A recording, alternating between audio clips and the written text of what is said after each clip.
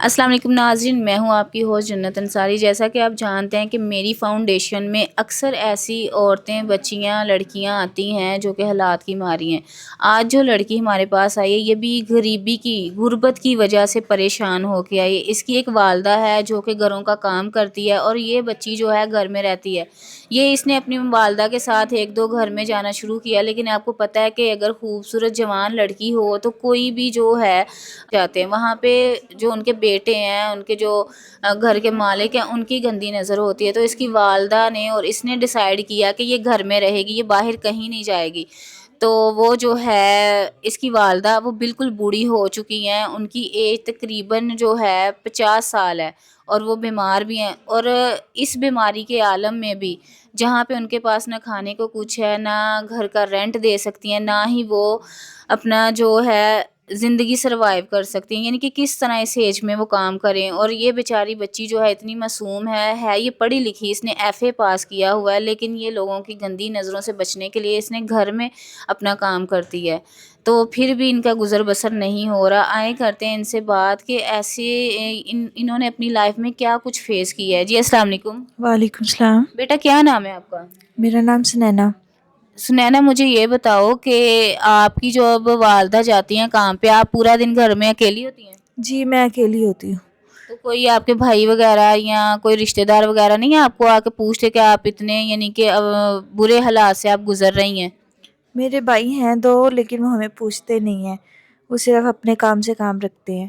تو وہ آپ کی بھابھیوں کی سنتے ہیں، انہیں یہ نظر نہیں آتا کہ یہ چھوٹی بہن ہے اور والدہ ہے ہماری، تو انہیں بھی ہماری ضرورت ہے، یا ہمارے کوئی ان پہ بھی فرائض ہیں؟ نہیں ایسا کچھ نہیں ہے، بس جو بھابیاں ہوتی ہیں وہ چھین لیتی ہیں بھائیوں کو، جو مشکل حالات ہوتے ہیں سب چھوڑ دیتے ہیں ہمیں۔ تو یہی ہے کہ بھائی ساتھ نہیں دیتے، میں اکیلی ہوتی ہوں، میری ماں بوڑھی ہو گئی ہے، اب وہ کہاں کہاں جائیں، میرا گزارا کیسے کرے؟ اگر میں باہر بھی جاتی ہوں تو گندی نظروں کا سامنا کرنا پڑتا ہے مجھے، تو اب یہ دنیا تو ایسے جینے نہیں دیتی۔ اور تو جب سے آپ کی والدہ بیمار ہوئی ہیں، وہ بستر پہ پڑ گئی ہیں، تو آپ کے جو گھر کے اخراجات ہیں وہ تو وہیں پہ سارا کچھ، کبھی تو چلو وہ کسی کے گھر سے یعنی کہ جہاں پہ کام کرتی تھی کھانے پینے کے لیے یا وہاں سے پیسے کچھ آ رہے تھے، آپ کا گزر بسر ہو رہا تھا، لیکن جب آپ کی والدہ بیمار ہو گئی تو اب کیسے حالات جا رہے ہیں؟ کیا فاقے گھر میں چل رہے ہیں یا پھر ایک ٹائم کھاتے ہیں اور دوسرا ٹائم دیکھتے رہتے ہیں؟ نہیں فاقے ہی چل رہے ہیں اب۔ پہلے امی ہوتی تھی تو چلو 2 ٹائم کا کھانا مل جاتا تھا، اب جو ہے صرف میں سلائی کرتی ہوں، اس سے تھوڑا گزارا ہو جاتا ہے، امی کی دوائیاں آ جاتی ہیں اور 1 ٹائم کا کھانا ہو جاتا ہے۔ بہت مشکل حالات ہیں، بھائیوں سے مدد مانگو تو وہ آگے سے کہتے ہیں کہ ہم کیا کریں، ہماری ذمہ داری نہیں ہے، جاؤ کہیں ڈھونڈ لو کوئی اور، ہم نہیں ہیں آپ کے۔